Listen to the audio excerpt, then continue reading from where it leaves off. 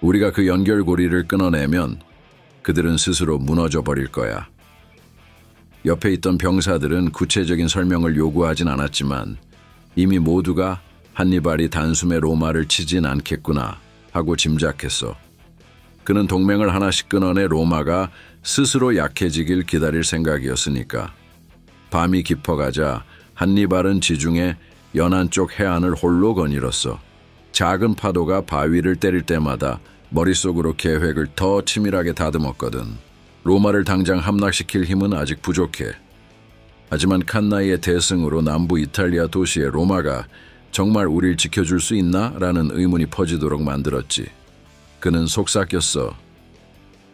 한 번의 배는 칼날이 아니라 무수한 틈새로 상대를 무너뜨리는 거야. 이건 단순 전술적 승리가 아니라 로마의 기반 자체를 해체하려는 긴 호흡의 전략이었어. 갈리아 병사와 누미디아 기병, 그리고 여러 지역 출신 용병들로 이루어진 한니발의 군대는 이제 남부 이탈리아 전역을 무대로 움직이고 있었어. 그들은 침묵 속에 압박을 더하고 묘한 제안으로 로마 동맹들을 흔들어댔지. 칼라브리아 하늘에 달이 떠오르자 병사들은 하나둘 모닥불 곁에 모였어.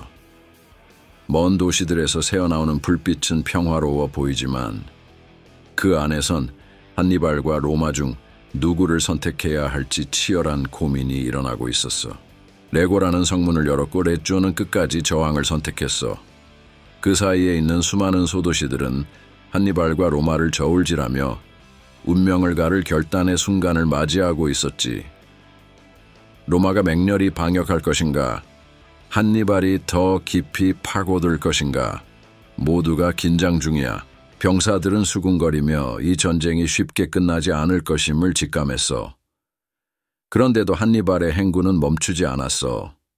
언젠가 로마 성문 앞에 선다 해도 단순 무력이 아니라 이미 내부 균열로 약해진 로마를 노릴 거라는 사실을 측근들은 알았어. 아직 전쟁 북소리가 다시 크게 울리진 않았지만 칼라브리아의 고요가 바로 그 소리의 예고편이었지. 한니발은 침묵 속에서 힘을 키우고 로마는 그 침묵 속에서 조금씩 흔들렸어. 전쟁은 아직 끝나지 않았어. 한니발의 행군은 이제 막 다음 장을 열기 시작한 거야. 이른 새벽, 아직 해가 완전히 뜨지 않은 시각이었는데도 한니발 진영은 묘한 긴장감에 휩싸여 있었어. 맑은 하늘 아래에서 기온이 빠르게 오를 듯 산들바람이 텐트 사이를 살포시 흐르고 있었지. 밤사이 내려앉은 옅은 이슬이 깃발 모서리나 텐트 줄에 맺혀 반짝였지만 이 고요 속엔 전쟁터 특유의 날 선 기운이 가시지 않았어. 해 뜨기 전부터 카푸아 대표단이 진영에 도착했다는 소문이 퍼져나갔어. 병사들은 혹 기습이 아닐까 긴장했지만 나타난 이들은 단출한 의장만 갖춘 대표단이었고 그 표정에는 로마와 결별하기 위해 왔다는 결의가 엿보였지. 카푸아는 남부 이탈리아에서 꽤 영향력 있는 도시였기 때문에 이들의 움직임은 전쟁 판도에 무시 못할 비중을 지녔어. 해가 막 걸음마를 뗄 즈음 대표단은 한니발의 본진으로 안내됐어. 그들은 근심 어린 결심과 불안함이 뒤섞인 표정을 하고 있었어.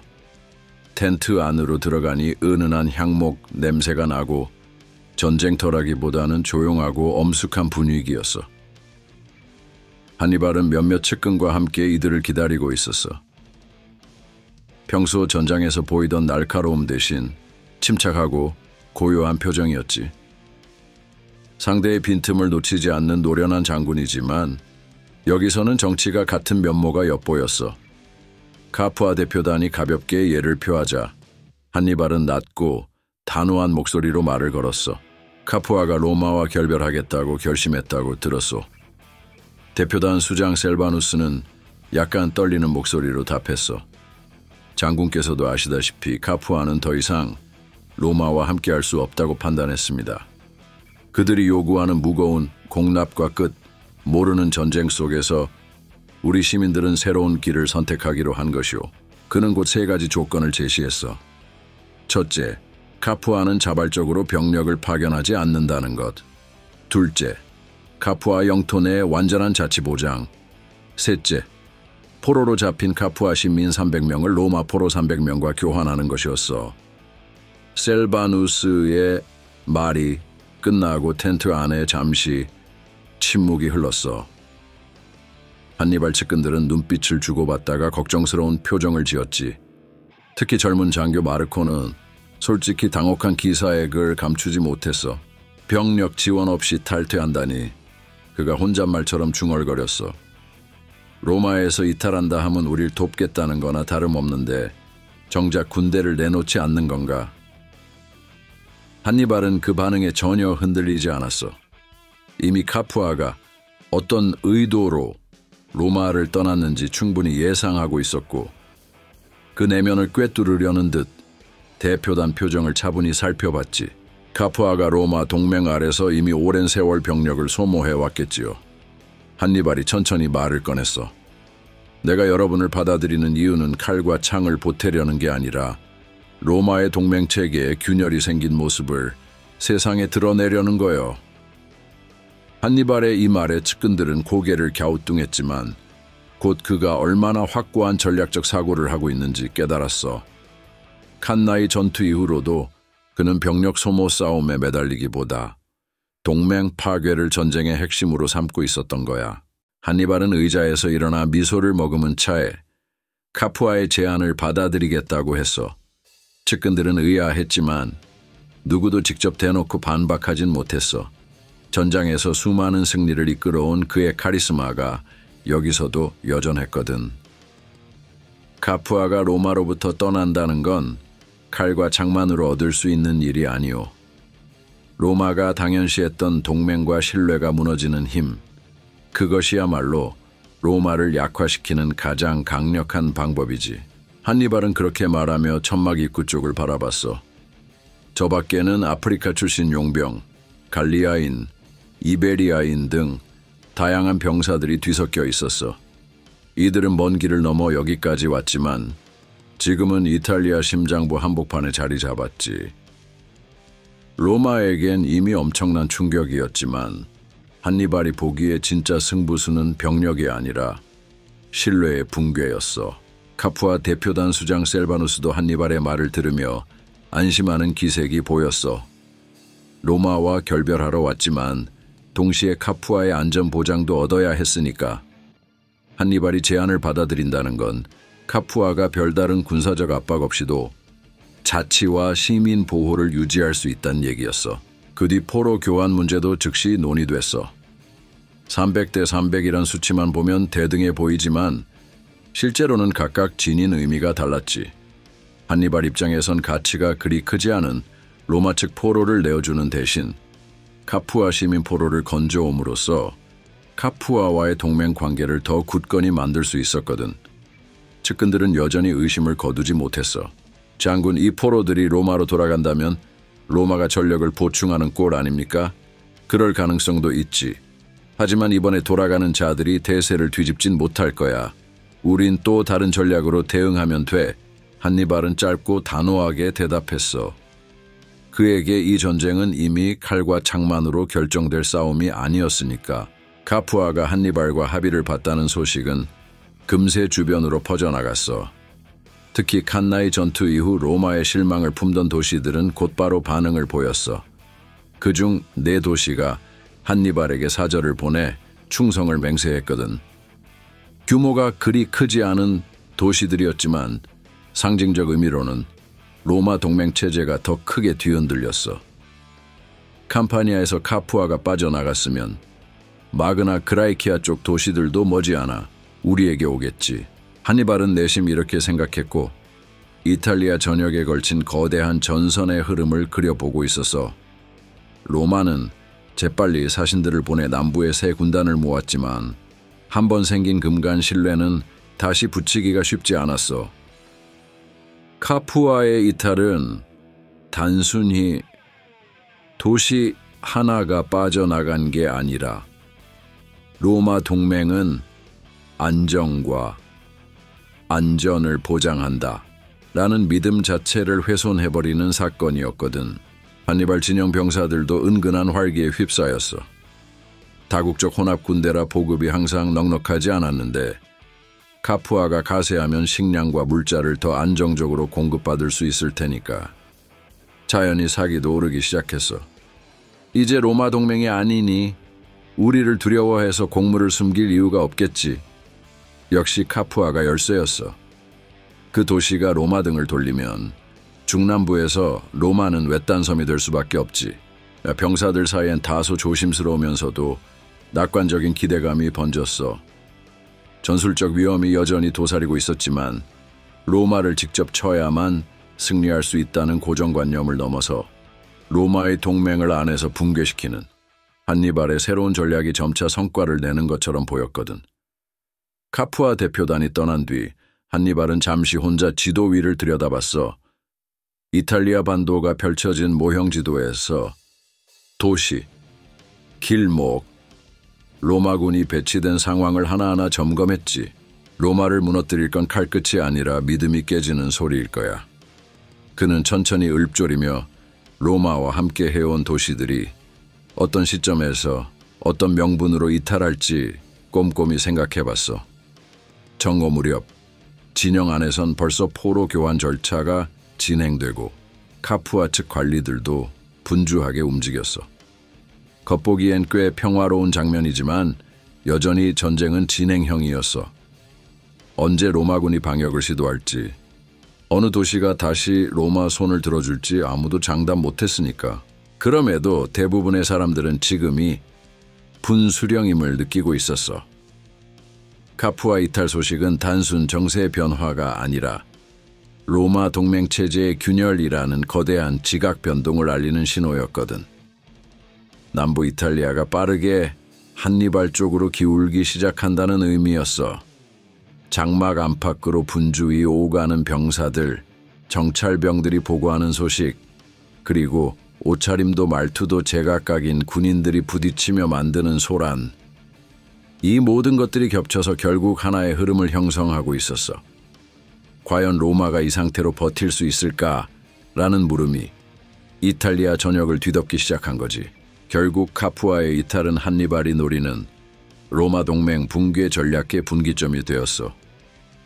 군사적 승리를 넘어서 정치 심리적 승리가 얼마나 강력한지 보여주는 상징적 사건이었지. 강한 무력이 아니더라도 믿음과 연대가 무너지는 순간 전쟁의 승패가 바뀔 수 있다는 사실을 한니발은 이미 꿰뚫고 있었던 거야. 들어보려나. 기원전 216년 남부 이탈리아의 초겨울 밤이었어. 알프스를 넘어온 지도 어느덧 3년째가 되었는데 이번에야말로 한니발의 군대가 처음으로 벽과 지붕이 있는 건물 안에서 쉼을 누리게 되었거든. 그날 밤 하늘에는 달이 어슴푸레하게 걸려 있었고 골목 사이로 스미는 바람은 습기를 머금은 차에 싸늘한 기운을 내뿜었어. 병사들은 좁은 골목마다 흩어져 각자 쉴 곳을 찾아 들어갔지. 무너진 담장 뒤에 자리를 잡기도 하고 헐거워진 창틀이 달린 마을 가옥 안으로 살금살금 들어가 몸을 뉘이기도 했어. 전쟁이 시작된 지 벌써 세 해째라 해마다 겨울이 오면 얼어붙은 땅에 잠을 청해야 했고 알프스 기슭의 맹추 위에 떨어야만 했어. 늘 축축한 텐트와 야전 침대에 의지해온 병사들에게 낡은 침상과 허름한 담요조차 사치나 다름없었지. 이렇게 다리를 뻗고 누울 수 있는 날이 다시 오긴 오는구나. 어느 갈리아 병사가 구들구들한 나무 바닥에 몸을 뉘이며 중얼댔어. 한때 숲과 벌판을 떠돌며 전투에 시달리던 이들에게 집이라는 공간은 낯설면서도 묘하게 익숙한 향수를 불러일으켰지. 벽이랑 지붕이 있는 곳에서 잘 수 있다니. 누미디아 병사는 말등에서 내려오며 쓴웃음을 지었어. 우리가 살긴 사나봐. 이런 날이 다 오네. 그래도 한니발의 궁의는 여전했어. 병사들은 방마다 조심스레 들어가 모든 걸 정돈했고 혹시 적이 들이닥치지 않을까 번갈아 가옥 주변을 살폈어. 하지만 분명한 건 그날 밤만큼은 지붕 아래에서 맞이하는 첫 휴식이라는 사실이었지. 마을 한 구석, 비틀린 기둥과 벽돌로 지은 작은 집 안에서 한니발은 꽉 쥐어왔던 긴장을 잠시 풀려 했어. 칸나이 전투의 대승 이후로 3년째. 전투를 이어오면서 이렇게 고요를 잠깐이라도 누릴 줄은 몰랐거든. 그는 가죽 갑옷의 끈을 천천히 풀며 메마른 어깨를 살짝 돌려봤어. 전장에서는 깨어있는 모든 순간이 일상이었으니 이토록 편안히 앉을 기회가 매우 드물었지. 그의 손끝에는 아직 승리의 기세가 묻어 있었고 머릿속은 로마 동맹을 흔들어 대세를 바꾸겠다는 전략으로 가득 차 있었어. 하지만 적어도 오늘 밤만은 아무 생각도 하지 않기로 마음먹었어. 방 안에는 노획해온 로마군의 등잔 하나가 희미하게 빛을 토해내고 있었어. 한니발은 그 불빛을 가만히 바라봤어. 멀리서 들려오는 병사들의 낮은 웃음소리, 작은 순찰을 마치고 돌아오는 발소리, 차가운 바람이 벽에 스치는 소리가 어울려 마치 자장가처럼 들렸지. 이런 밤도 있구나. 그는 마음 한구석에서 차오르는 안도의 기분을 느꼈어. 비록 잠시뿐이겠지만 수많은 피와 죽음이 맴돌던 전장 기억에서 벗어나 작은 평온을 만끽할 수 있는 순간이었거든. 옆방에서 대기하던 마하르발이 조용히 문을 열고 들어왔어. 마하르발은 한니발의 오랜 전우이자 참모였고 전령장교 역할도 겸하고 있었지. 그는 방 안의 은은한 빛과 조금 편안해진 한니발의 모습을 보고 미소를 띄었어. 장군, 이 등잔불이 생각보다 밝아 보여요. 지도나 기록 정리를 할 수도 있겠는데요. 한니발은 고개를 끄덕이며 담담히 대답했어. 그래도 오늘은 고민 없이 쉬자고. 긴 전장에서 아직 할 일은 많지만 오늘 밤만큼은 겨울밤답게 스스로를 내려놓는 것도 괜찮아. 마하르발은 그 말에 미소 지으며 고개를 숙였어. 그는 한니발이 이 휴식을 방심이 아닌 충전으로 여긴다는 걸 잘 알았어. 지난 새해 동안 함께 수많은 행군과 전투를 거쳤으니 이 순간의 쉼은 다음 더 큰 전투를 위한 짧은 숨고르기였거든. 문 밖에선 낮은 목소리가 들려왔어. 장군, 필요한 걸 없으십니까? 고맙네, 없어. 한니발이 짤막하게 답하자 병사는 고개를 숙여 인사한 뒤 돌아갔어. 마을, 그리고 이 집, 이 방의 시간은 잠시 멈춘 것처럼 평화로웠어. 알프스를 넘나들며 참혹한 추위에 시달리던 지난 겨울들은 차가운 동굴과 텐트뿐이었지. 하지만 지금은 낯선 마을의 낡은 담장 뒤에서 병사들이 편안한 꿈을 꿀지도 모르는 일이었어. 언젠가 내일이면 또다시 전투가 닥쳐오겠지만 그날 밤만은 햇빛 대신 등잔불 아래에서 몸을 누이는 호사를 누릴 수 있었어. 한니발은 등잔에서 뿜어져 나오는 그을음과 실내의 공기를 느끼며 살짝 눈을 감았어. 머릿속 어딘가에선 내일의 전략이 어른거렸지만 포근한 어두움이 그의 생각을 덮어버렸지. 결국 한니발은 침대 위에 조용히 누워 깊은 정막 속으로 빠져들었어. 로마가 아직 건재함을 알기에 이 휴식이 오래가진 않을 거라 잘 알았지만 이 순간만큼은 따스한 온기 속에서 잠드는 호사를 만끽하려고 했지. 병사들도 곧 곳곳에서 잠들었어. 일부는 이게 진짜 지붕 아래라니 고향집에 온 것 같다며 괜스레 웃었고 오래 굶고 떨었던 군마들도 마을 헛간에 묶여 볏짚에 코를 파묻으며 잠시나마 안정을 찾았어.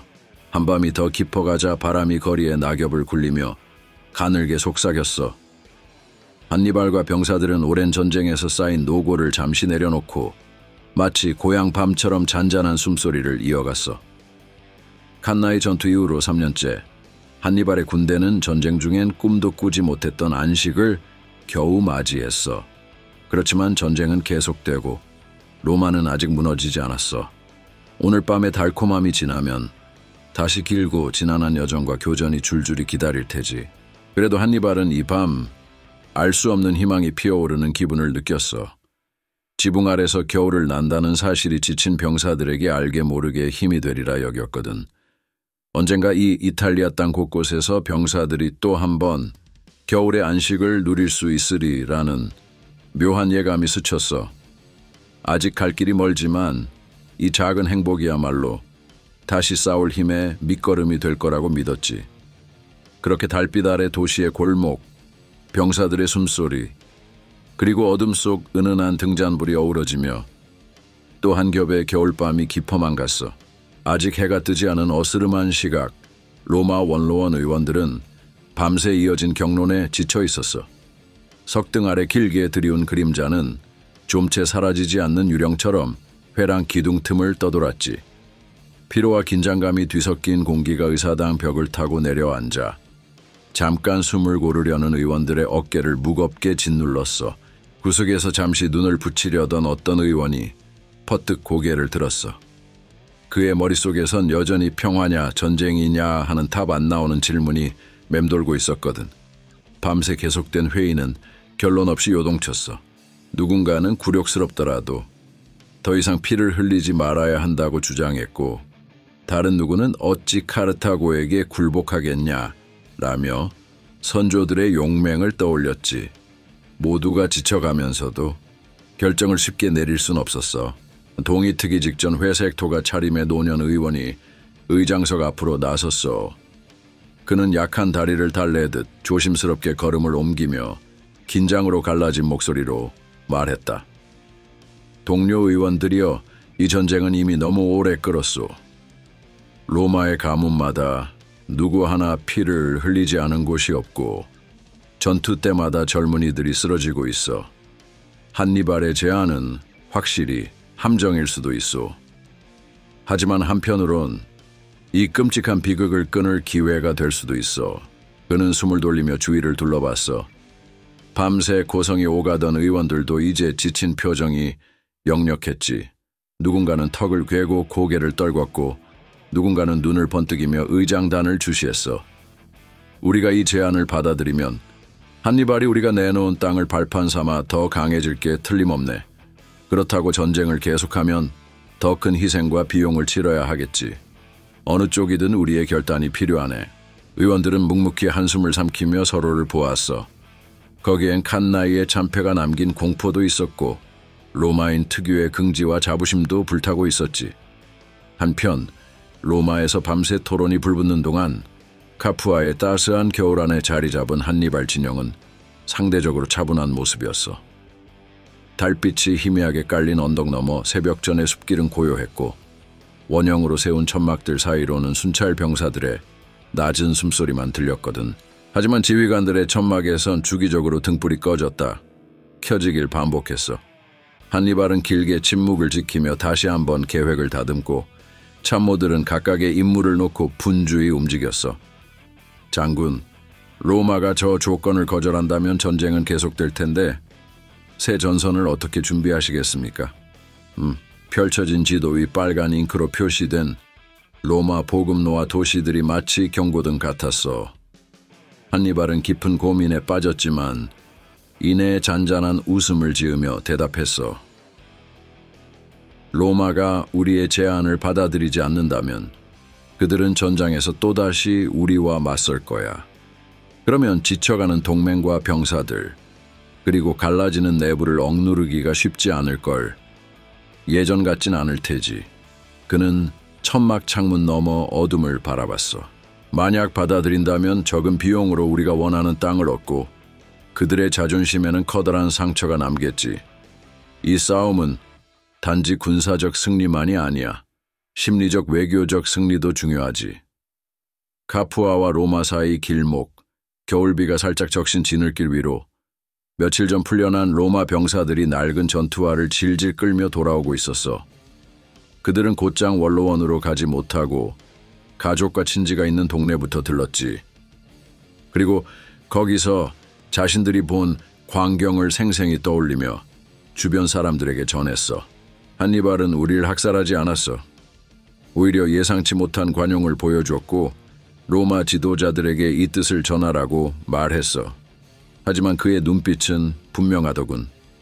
마음만 먹으면 언제든 다시 무력으로 밀고 들어올 거야. 그가 선한 사람이라고 착각해선 안 돼. 이 말을 들은 마을 사람들은 잔뜩 긴장했어. 전쟁으로 인구가 준 동네에는 더는 피 흘리는 소식을 듣고 싶지 않은 이들도 많았지. 어떤 이는 지금이라도 평화가 온다면 차라리 다행이라며 흐느꼈고, 또 다른 이는 로마의 명예를 짓밟는 협상은 있을 수 없다며 분노했어. 밤을 꼬박 샌 원로원은 이제 날이 새어올 즈음 마지막 결론을 내려야 했어. 의장은 망치로 단상을 몇 차례 두드리며 표결로 가려 하려 했지만 의원들 중 몇몇은 여전히 고성과 설득을 오가고 있었어. 또 어떤 이는 말없이 머리를 싸쥐고 있었지. 이건 자존심 문제가 아니오. 우리가 협상을 거절하면 또다시 남부 이탈리아 도시들이 무너질 위험이 커. 그럴수록 한니발을 치고 들어가야 하오. 그의 관용은 우리를 이용하는 책략일 뿐이오. 극심하게 갈린 의견 사이에서 어느 집정관 출신 노련한 의원이 서서히 일어섰어. 그의 목소리는 조금 떨렸지만 단호함이 배어 있었지. 동지들이여, 이미 우린 많은 것을 잃었소. 게다가 카푸아를 비롯한 여러 도시가 한니발에게 돌아섰다오. 전쟁을 더 붙들면 로마의 기반은 더욱 약해질 것이오. 그렇다고 우리가 굴복하는 건 아니니 일단 조건을 받아들이며 시간을 벌 수도 있지 않겠소. 역사는 길고 오늘의 후퇴가 내일의 방역이 될 수도 있어. 그 순간 의사당이 다시 웅성거렸어. 누군가 반역자라고 소리치고 다른 쪽에선 옳은 말이다라는 낮은 외침이 들렸지. 결국 의장은 표결로 가기로 했어. 새벽의 붉은 기운이 대리석 기둥 틈새로 서서히 비쳐들고 찬 기운이 실내를 감돌았어. 의원들은 하나둘씩 투표 구역으로 갔어. 어떤 이는 결의에 찬 표정, 어떤 이는 허탈한 웃음, 또 어떤 이는 눈을 질끈 감고 돌 조각을 하며 떨어뜨렸어.